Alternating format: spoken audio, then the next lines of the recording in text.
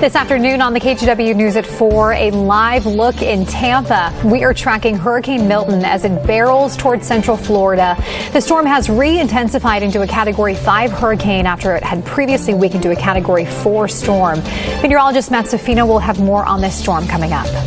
And later, voter registration concerns. The head of the Oregon DMV explains how more than 1,500 people were mistakenly registered to vote through the DMV.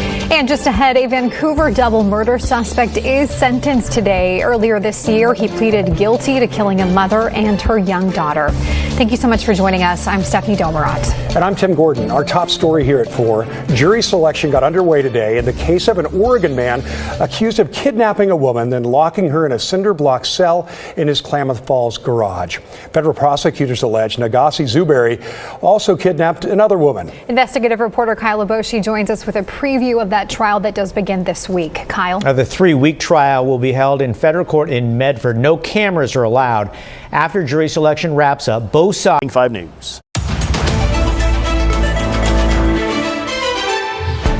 If you choose to stay in one of those evacuation areas, you're going to die.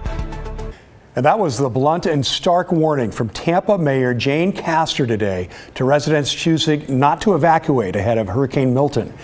At this time, forecast models show Milton tracking toward the Tampa Bay metro area, expected to make landfall tomorrow as a major hurricane. Despite some people choosing to stay behind, Florida officials are preparing for the largest evacuation since Hurricane Irma in 2017. Some freeways already gridlocked for miles. The millions of people bracing for the arrival of Hurricane Milton are still coping with the aftermath of Hurricane Helene. And this is the region's second major storm system in just 2 weeks. NBC's Bree Jackson has the story.